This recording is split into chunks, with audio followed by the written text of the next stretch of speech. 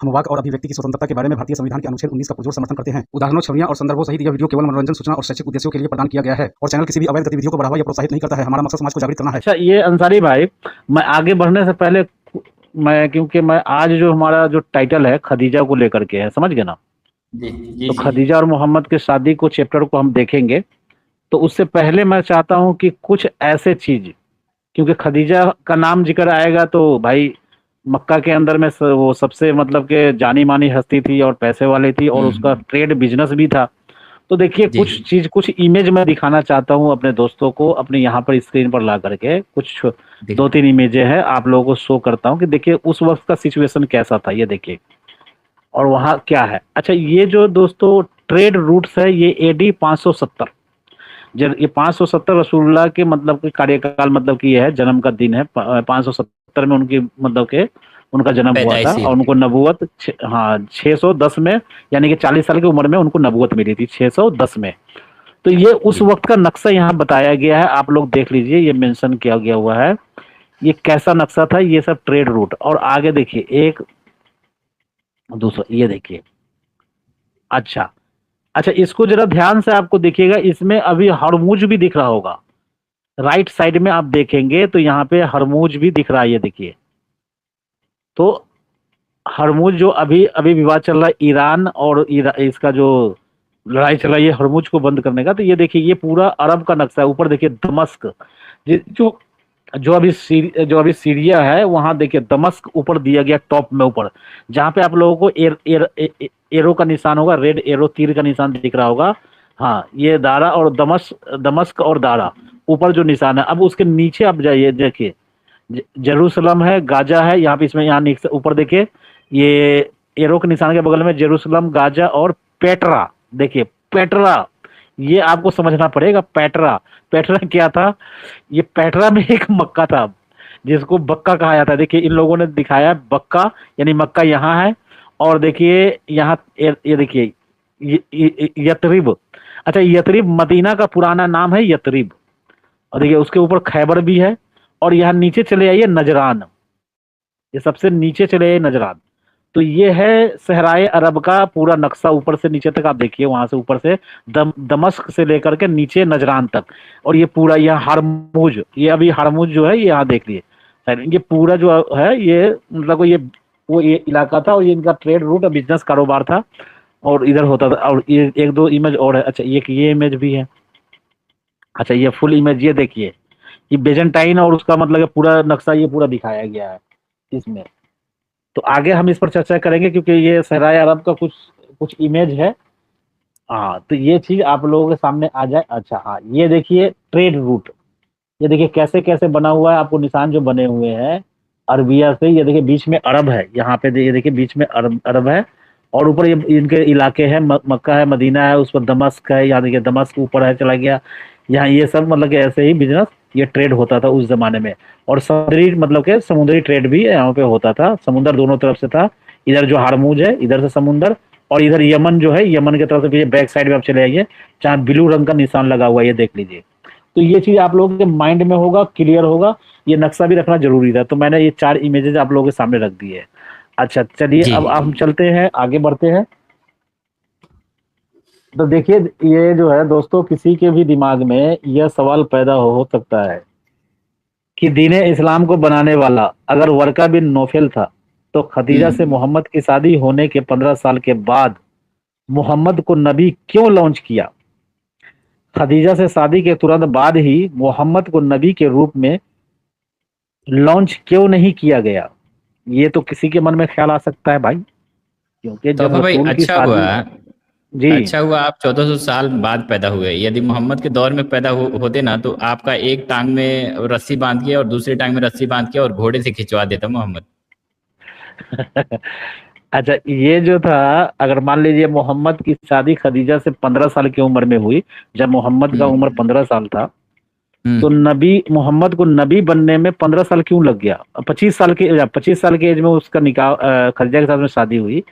तो ये जो है 40 साल की उम्र में नबूवत मिली था। आज के हम लाइव स्ट्रीम में इसी पे फोकस रखेंगे, इन 15 साल में कौन कौन सी घटना हुई और किस किस तरह से फील्डिंग सजाई गई नबी के लिए। मतलब यानी कि मोहम्मद से नबी मोहम्मद बनाने के लिए कौन कौन से घटनाएं घटी और किस तरह से प्लांट किया था वर्का बिन नौफल और खदीजा ने मिलकर के एक नया दीन इस्लाम लॉन्च करने के लिए, और उस दीन इस्लाम का पैगंबर बनाने के लिए मोहम्मद को किस तरह से लोगों के अंदर धीरे धीरे अफवाहें, बातें, चर्चाएं उड़ाना शुरू किया। तो ये 15 साल का कार्यकाल था, क्योंकि लोग, मक्का के लोग जो थे ना, वो तो पहले भी मैंने लाइव स्ट्रीम में रखा है कि मक्का के लोग जो कुरैश थे, जो बुत परस्ती करते थे, वो अपने दीन से भाई संतुष्ट थे, वो अपने दीन को नहीं छोड़ना चाहते थे। और इनको मतलब के, तो ये वर्का बिन नौफल जो था वो मूर्ति पूजा छोड़ करके वो दीन अपना लिया था। तो उसके बाद इसने पहले भी कोशिश किया एक दीन बनाने के लिए, मतलब कि एक अल्लाह की, एक ईश्वर की मतलब इबादत का है।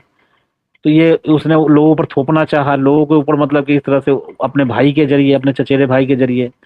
तो हालांकि वो नाकाम हो गया, वो फेल हो गया था। अब इसने पूरी प्लानिंग के साथ में ये 15 साल का कार्य, मतलब कि जो समय था मोहम्मद के 25 साल से 40 साल के बीच, खदीजा के साथ में शादी करके इसको अच्छे से फील्डिंग सजाई। तो ये चीज हम उसको भी देखेंगे, उस चैप्टर को भी खोलेंगे।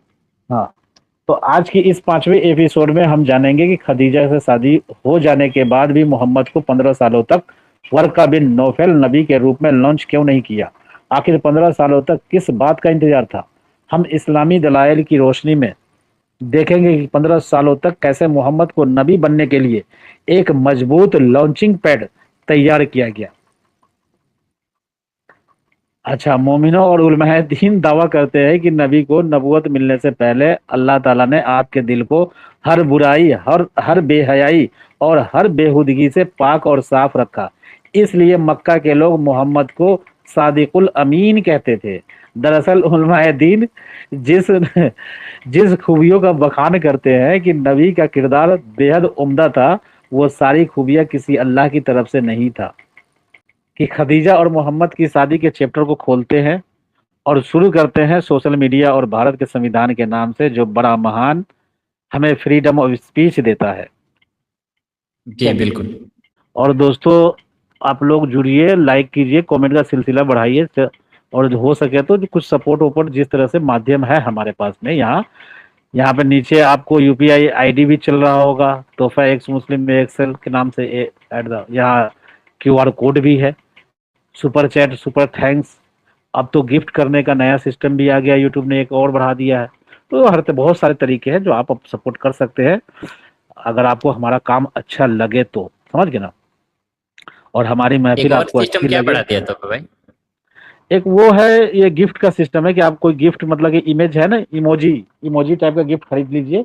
जैसे कोई इमोजी 100 रुपये का, कोई 30 रुपये का, कोई 200 का है, उसको खरीद करके अच्छा। अपने, मतलब उसको गिफ्ट कर दे सकते हैं, समझ गए ना। तो वो एक नया तरीका बनाया है, तो ये सब यूट्यूब ने किया है, तो बहुत अच्छी बात है। और चैनल का देखिए, मेंबरशिप ले लेंगे तो चैनल को बहुत ज़्यादा मजबूती होगी।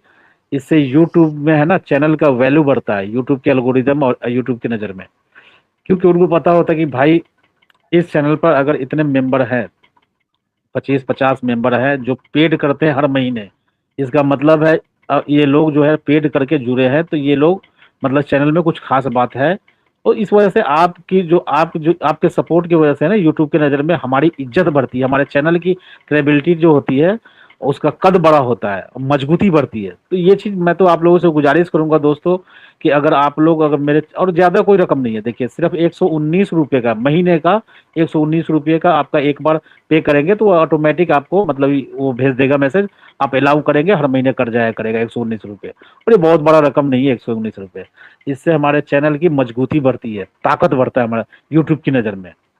तो एक ये भी है, और बाकी तो हम खुद अपने चैनल की हिफाजत के लिए हम कोशिश करते हैं कि किसी तरह का उल्लंघन ना हो, या यूट्यूब के कम्युनिटी गाइडलाइन का उल्लंघन ना हो, या अन्य किसी भी तरीके से हम बचते हैं कि हमारे चैनल पर किसी भी तरह की गैर कानूनी एक्टिविटी ना हो, जिससे गलत मैसेज और यूट्यूब को, हमारे चैनल को मतलब के सस्पेंड या डिमोनेटाइज या मतलब के हटाने का मौका मिले।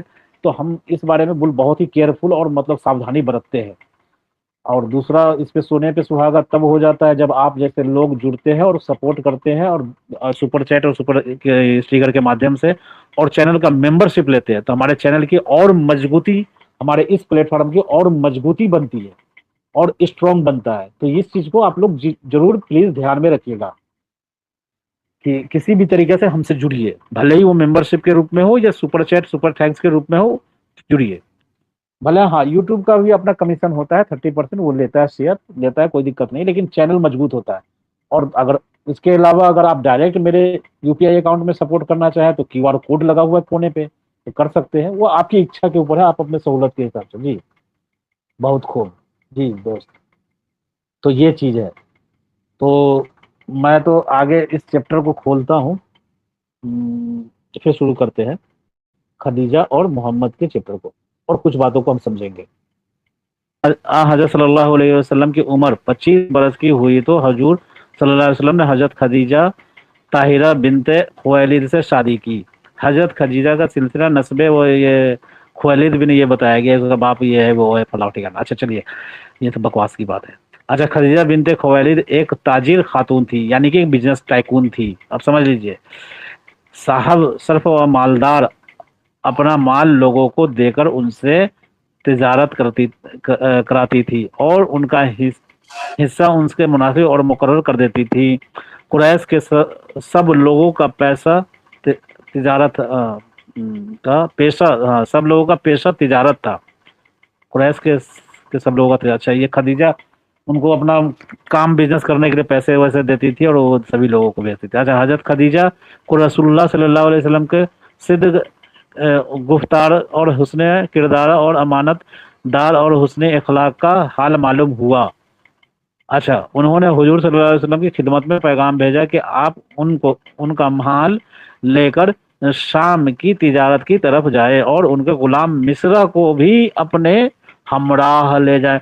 अच्छा दोस्तों, ये जो नाम रखिएगा, याद रखिएगा, मिस्रा गुलाम था जो रसूलुल्लाह के साथ जाते हैं, क्योंकि यही वो बंदा है, यही वो गुलाम प्लांट किया था खदीजा ने रसूलुल्लाह को के साथ बिजनेस भेजने के लिए। अब देखिए, इसमें एक और भी चीज मजेदार में निकल के आएगा। इससे पहले मैं आपको वो मजेदार चीज दिखा देता हूँ कि इसमें रसूलुल्लाह के बारे में ये बता रही है कि जैसे मक्का के लोगों को ये बिजनेस पे भेजा करती थी, तो ये जब रसूलुल्लाह को अपने यहाँ मतलब नौकरी पे रखा, तो रसूलुल्लाह को दूसरे लोगों के मुकाबले मतलब 2 गुना मतलब इसको मतलब कि मुनाफा का हिस्सा देने के लिए बोल करके इसको रखा। तो भाई मोहम्मद को 2 गुना मुनाफा क्यों दिया भाई, ये भी सवाल है। तो इससे साफ पता चलता है कि इसके पीछे कुछ ना कुछ था। 2 गुना देने का मतलब क्या था। अच्छा ताजिर, अच्छा मिस्रा को भी अपने हमराह रखी और आपके वास्ते 2 हिस्सा मुकर्रर किया। अच्छा एक बात देखिए, यहाँ पे साफ कहा जा रहा है मिस्रा को रसूलुल्लाह के पीछे मतलब कि लगा दिया गुलाम को, और रसूलुल्लाह के लिए 2 हिस्सा मुकर्रर कर दिया, तय कर दिया, और लोगों के हिस्सों से बहुत ज्यादा था। यानी कि जो खदीजा पहले से बिजनेस करती आती थी और लोगों को अपने काम के लिए रखती थी, तो उसको जो हिस्सा देती थी उससे 2 गुना मतलब 2 हिस्सा दिया, और ये बहुत ज्यादा था। ये बहुत ज्यादा भाई हिस्सा उसको नबी को क्यों दे रही है भाई, मोहम्मद को क्यों दे रही है। अभी तो उसको पहली बार नौकरी पे रखा है भाई, क्या राज है इसके पीछे।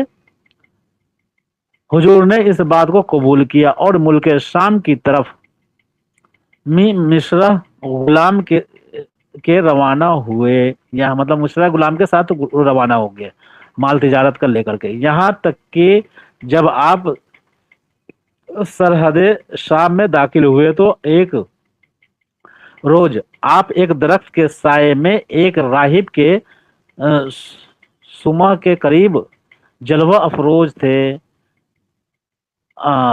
थे कि उस राहिब ने मिस्रा गुलाम से पूछा कि यह कौन शख्स है जो इस दरख्त के नीचे तशरीफ रखे हैं।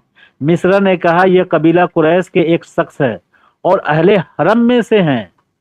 राहिब ने कहा कि इस दरख्त के नीचे सिवाय नबी के और कोई नहीं बैठ सकता। अच्छा एक बात बताइए, ऐसा दुनिया में कौन ऐसा पेड़ है दुनिया ये धरती पे कि उस पेड़ के नीचे सिवाय नबी के कोई नहीं बैठ सकता। ये मतलब कि ये इस बोंगी को हजम किया जा सकता है कि एक राहिब है, यानी कि यहूदियों का जो कहते हैं ना कि राहिब मतलब कि इमाम या उसका जो भी कह ले, तो वो अपने मतलब कि वो उसके बारे में मोहम्मद को देखकर पूछता है गुलाम से, जब वो वहां एक पेड़ के नीचे बैठता है तो पहली बार मतलब मोहम्मद उसके नीचे बैठा, यानी कि वो नबी है, वो राहिब का कहना है। ये सारी बोंगी बात है। हाँ, बस हुजूर जो असबाब तिजारत मक्का से लाए थे उसको उसको आपने फरोख्त किया और जिस किस्म का माल खरीदना था उसको खरीद कर वापस मक्का। अच्छा मक्का।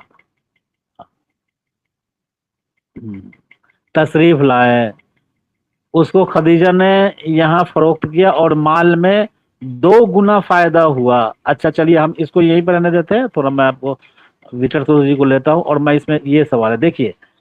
अब सोचिए ये जो मोहम्मद को खदीजा नौकरी पे रखती है तो अब उसके साथ में उसको सबसे पहली बात, पहला सवाल कि भाई उसको डबल मुआव मतलब के हिस्सा क्यों दिया? क्योंकि जो खदीजा का जो पहले से नियम था कि किसी को भी अपने माल को लेकर के तिजारत के लिए भेजती थी कहीं भी, मुल्क शाम वगैरह वगैरह, नजरान फजरान कहीं भी, तो वो एक हिस्सा देती थी। अब मोहम्मद को उसने 2 हिस्सा क्यों दिया भाई? इसके इसके पीछे क्या राज है?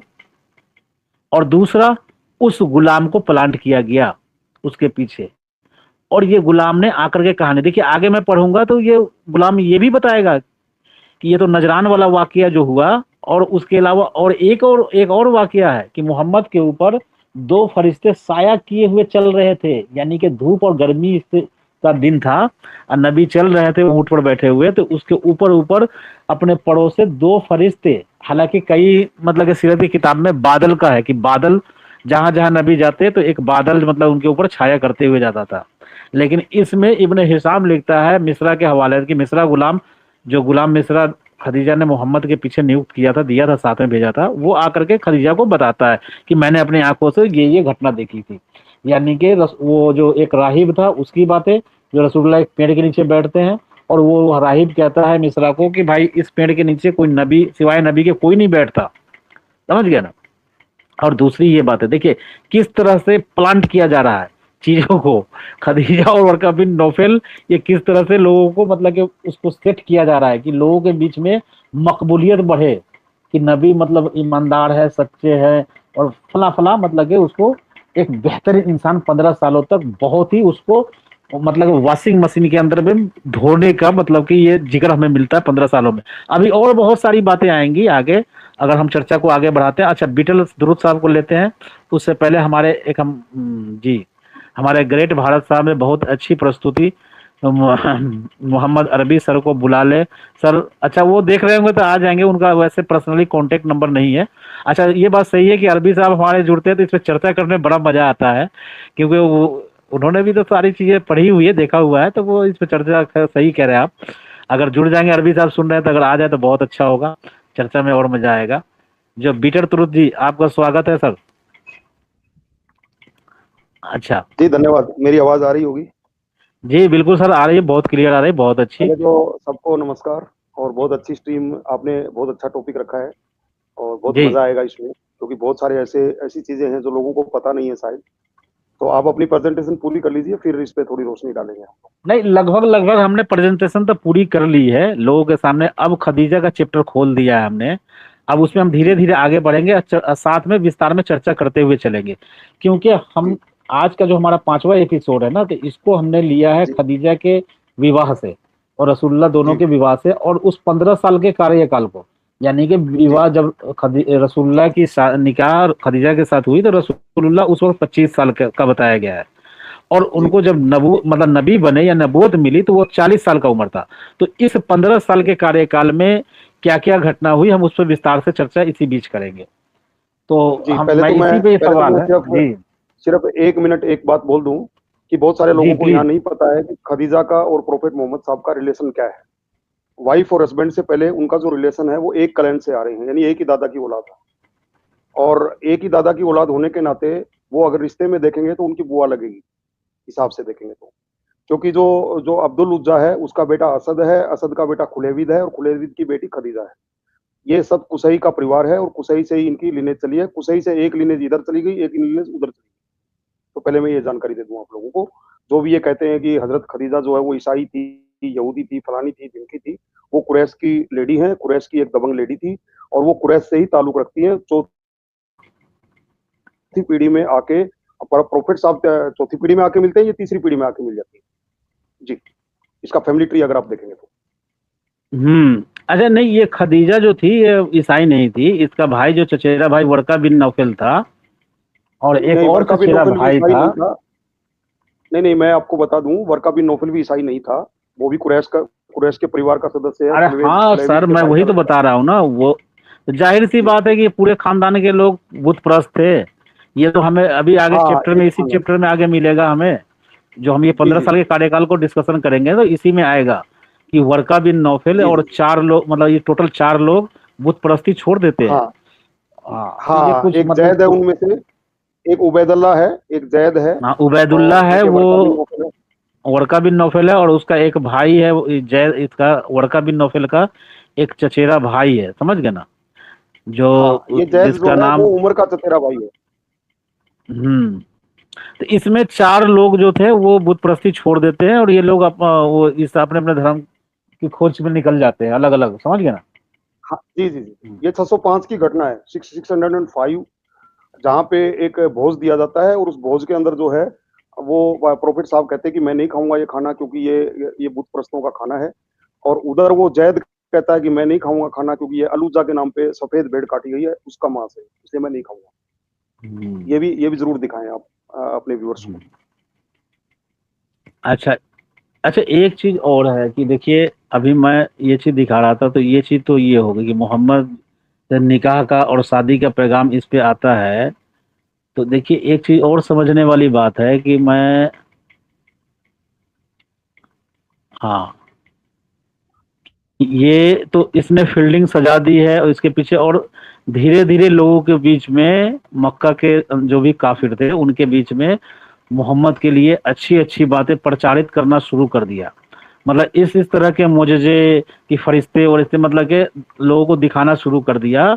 और ये सारे लोग जो थे ना, वर्का बिन नौफल के और खदीजा के ही लोग थे, जो मोहम्मद के बारे में, क्योंकि आगे हमें जिक्र मिलेगा जब मक्का की खाना काबा का तामीर होगा, उसमें जब ये चैप्टर खत्म होता है ना, खदीजा की शादी, हालांकि चैप्टर पूरा पढ़ के सुनाना बहुत लंबा है, तो इसमें से मोटा मोटी हमें वही बात निकालनी थी कि खदीजा वो बिजनेस करने के लिए रसूलुल्लाह को मतलब कि डबल ऑफर क्यों देती है, डबल मुनाफा मतलब फायदा क्यों देती है, ये भी अपनी जगह एक सवाल है। दूसरा कि मोहम्मद के साथ में जो एक गुलाम मिस्री भेजा था, तो वो आकर के खदीजा को और लोगों को बताता है कि रसूलुल्लाह के ऊपर एक बादल, या मतलब कि दो फरिश्ते अपने पंख से छाया कर रहे थे, धूप से बचा रहे थे। तो ये सब चीजें, जबकि अभी कोई वो नबी बना नहीं है, मोहम्मद को नबूवत मिली नहीं है, तो ये बोंगिया कहाँ, क्यों, कैसे? तो ये सब चीजें हजम होने वाली बात नहीं है।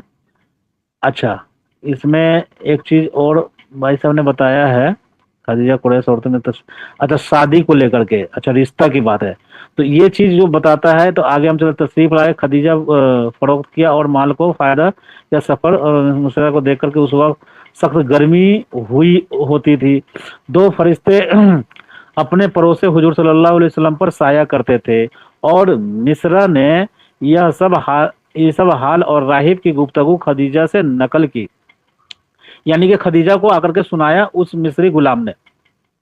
अच्छा, खदीजा चूंकि एक निहायत जी अकल, पाक नफ्स और पाक तीनियत खातून थी, उन वाकया को सुनकर इस बात की मुतमईनी हुई कि कि हुजूर सल्लल्लाहु अलैहि वसल्लम उनको अपनी जौजियत में कबूल कर ले, और उन्होंने इस पीरा यह मैं हुजूर सल्लल्लाहु अलैहि वसल्लम को पैगाम भेजा कि ए मोहम्मद, ए मेरे चचा जाद, चूंकि तुम मुझसे कराबत करबी रखते हो और अमानत व सदक और अखलाक हुस्न हुस्ना के साथ मौजू, और लिहाजा तुम्हारी जानिब मेरा मिलाने खातिर है।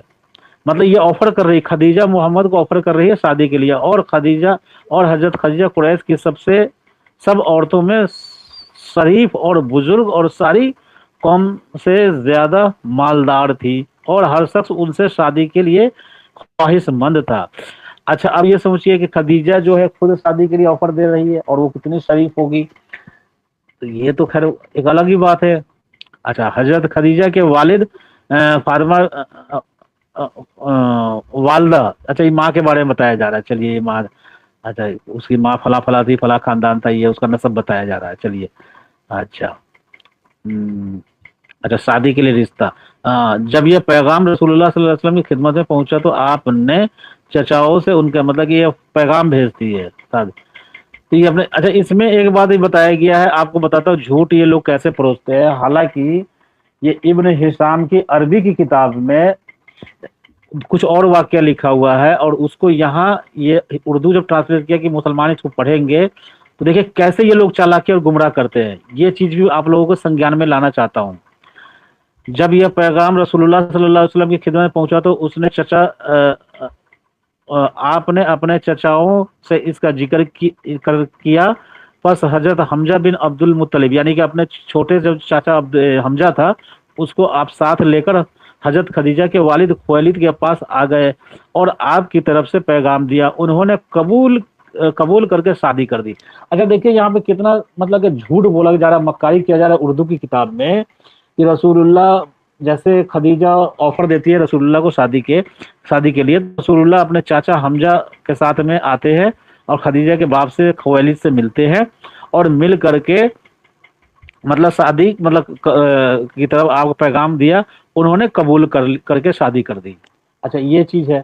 अच्छा मैं इसी चीज को आगे मैं आपको दिखाता हूँ। देखिए ये कितना बड़ा झूठ है, मैं इसको अभी झूठ साबित कर देता हूँ। ये बहन जानबूझ करके झूठी बातें लिखते हैं। अच्छा क्या लिखा हुआ है थोड़ा, अच्छा मैं इसको लाता हूँ शादी के बारे में। जी हमारे सनातनी शुक्ला जी, अरे हाँ यार शुक्ला जी मैं समझता हूँ, तो लिखना जरूरी है क्या? चलिए अच्छी बात है। हम कह रहे हैं कि जैसे जैसे और सीरतें पढ़ो, दूसरी सीरतें लिखते हैं तो उसमें और एडिट कर देते हैं। जैसे मैंने जो सीरत पढ़ी थी उसमें ऐसा था कि 20 ऊंट दिए गए थे और साथ में खुतबा पढ़ा था, उनके चचा ने खुतबा पढ़ा था अबू मुत्तलिब ने, ये सब भी लिखा था। निकाह पढ़ाया, खुतबा पढ़ाया, सब लिखा था।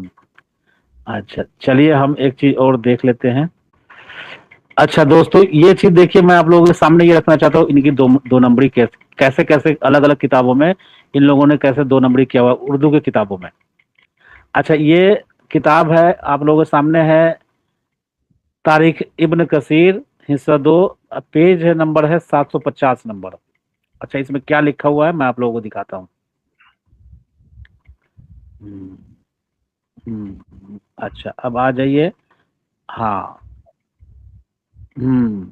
अच्छा पहले वाले में हमने देखा कि वो अपने चाचा हमजा के साथ आते हैं, उसका बाप रिश्ता कबूल कर लेता है और दोनों की शादी करवा देता है। जी अब यहाँ देखिए लिखा हुआ है खदीजा रज़ियल्लाहु अन्हा की शादी का वली कौन था। यानी कि देखिए शादी के वक्त लड़की की तरफ से एक वली गार्जियन होना जरूरी होता है, तो ये वली बताया जा रहा है।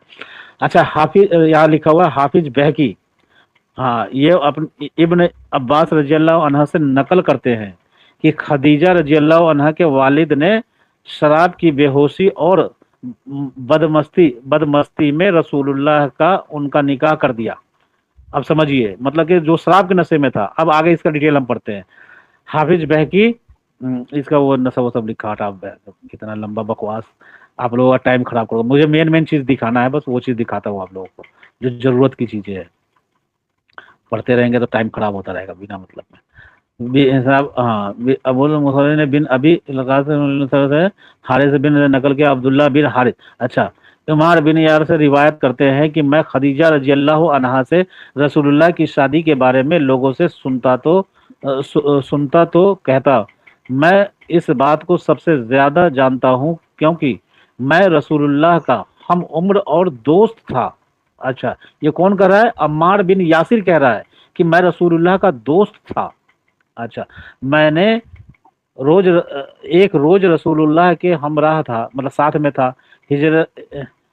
हिजरोरा में हमारा खदीजा की हमशीरा के पास से गुजर हुआ। वह चमड़ा फरोख्त कर रही थी, यानी कि वो चमड़ा बेच रही थी। उन्होंने मुझे बुलाया तो मैं उनके पास चला गया और रसूलुल्लाह सल्लल्लाहु अलैहि वसल्लम वहीं खड़े रहे और मुझे कहा क्या तुम्हारे इस साहब को खदीजा रज़ियल्लाहु अन्हा से शादी की ख्वाहिश है? यानी खदीजा उसके रसूलुल्लाह के दोस्त अम्मार बिन यासिर से पूछ रही है कि क्या आपके दोस्त को मेरे साथ शादी करने की ख्वाहिश है? अम्मार कहते हैं मैं मैंने आपको बताया तो आपने फरमाया हाँ क्यों नहीं। फिर मैंने उसको रसूलुल्लाह का रद्द अमल बताया, यानी कि रसूलुल्लाह का इरादा मैंने उसको बता दिया।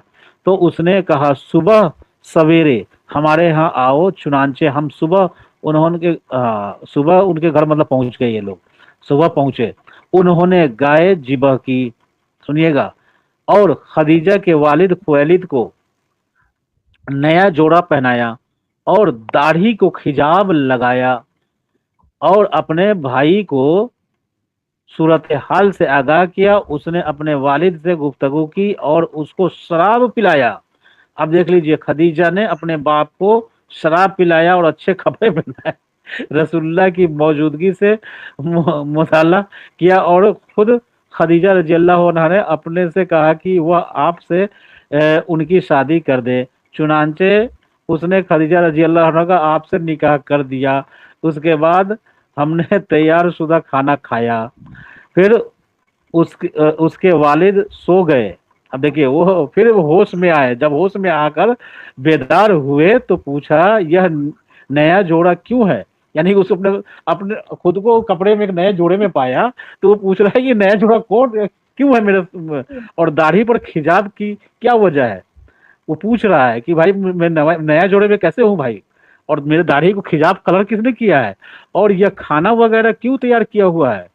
तो खदीजा की हमशीरा ने बताया यह जोड़ा आपको आपके दामाद मोहम्मद बिन अब्दुल्लाह ने पहनाया है और उन्होंने आपको पेश की है। हमने जिबह करके खाना तैयार कर दिया जब आपने उनसे खदीजा का निकाह किया है।